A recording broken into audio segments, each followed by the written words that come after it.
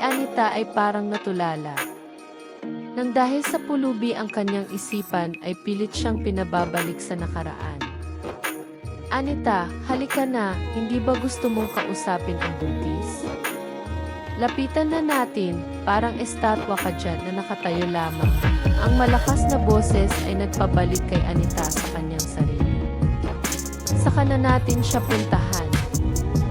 Sundan muna natin ang pulubing bumangga sa akin, sagot ni Anita. Bakit naman sundan siya?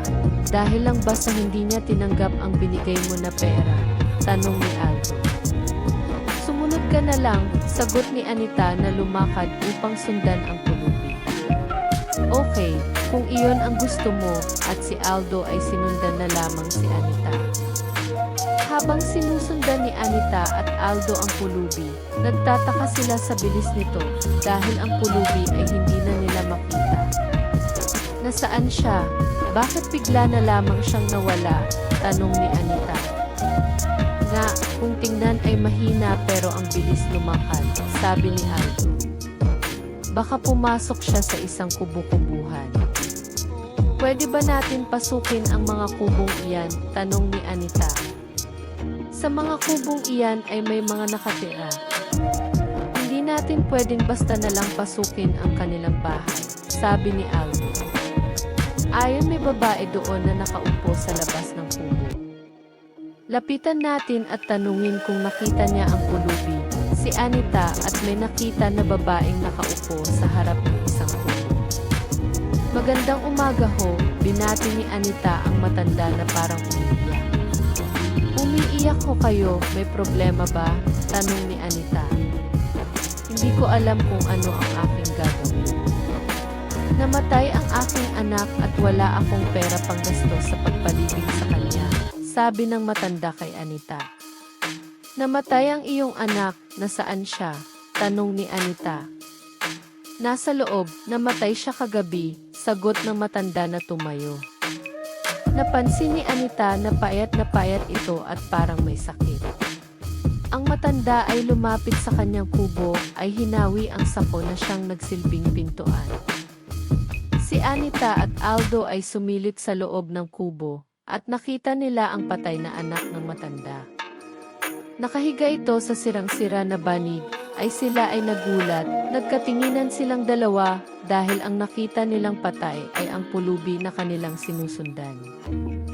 Bigla, nakaramdam si Anita ng malamig na simoy ng hangin. Bigla ay sumikip ang dibdib ni Anita at nahirapan siyang huminga. Lumayo siya upang makalanghap ng hangin. Sabi mo ninyo ay namatay siya kagabi, tanong ni Aldo. Namatay siya ng maghahating gabi, sagot ng matanda na basag ng boses. Si Aldo ay hindi na nagtanong pa.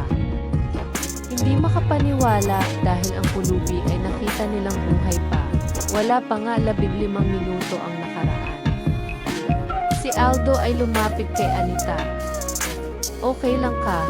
Tanong ni Aldo kay Anita. Kailangan tulungan natin siya, sabi ni Anita. Tulungan? May pera ka ba para mapalibing ang kanyang anak?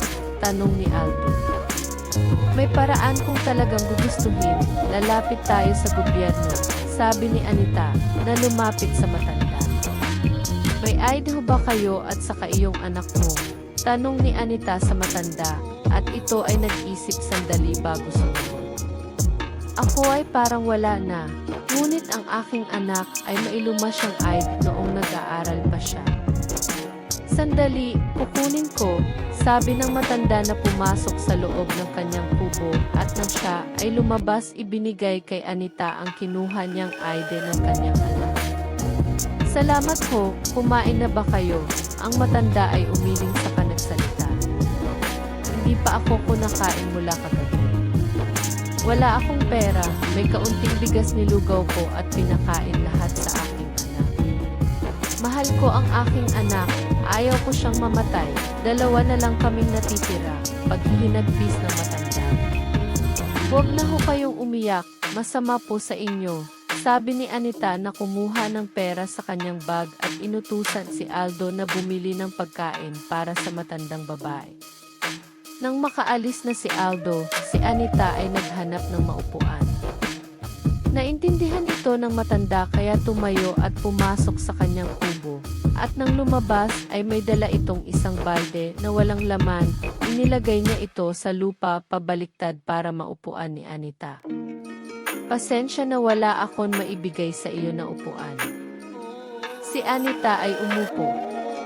Marami siyang tinatanong sa matanda habang ito ay kanyang kinukunan ng video. Ikaw lang ba at ang anak mo ang nakatira dito? Maiksing sagot ng matanda.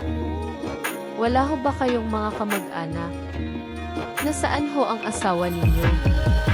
Ang aking anak ay lumabas ng bansa, pumunta sa Middle East para magtrabaho bilang kasambahay. Nangako siyang magpadala ng pera upang maipagamot ang kanyang kuya, ngunit wala akong balita sa kanya.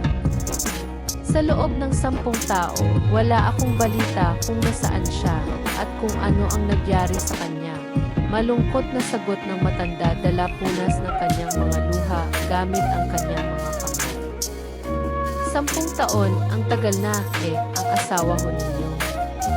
Balo na ako, matagal nang patay ang aking asawa, sagot ulit ng matanda. Sabi ho ninyo, matagal na nagkasakit ang inyong anak, ano ho ang sakit niya? Ang matanda ay huminga ng malalim bago sumagot, hindi ko alam kung ano ang sakit niya. Nag-aaral pa siya sa high school nang bigla na lamang may nagbago sa kanya. Nakikita na lamang naming na palagi siyang umiiyak, ang kanyang pag-aaral ay napabayaan niya. Palagi siyang walang kibo. Hindi niya kami kinakausap hanggang sa naglalakad siyang wala sa sarili. Sabi ng ibang tao, ang dahilan daw ay droga, ang shabu. Hindi ako naniniwala na nagdodroga ang aking anak. Sabi ng isang doktor dalhin namin sa mental hospital. Hindi kami nakinig sa doktor dahil hindi kami naniniwala na sira ang ulo ng aking anak at humagulhol sa iyak ang matanda. Pinabayaan na lang muna ni Anita ang pag-iyak nito.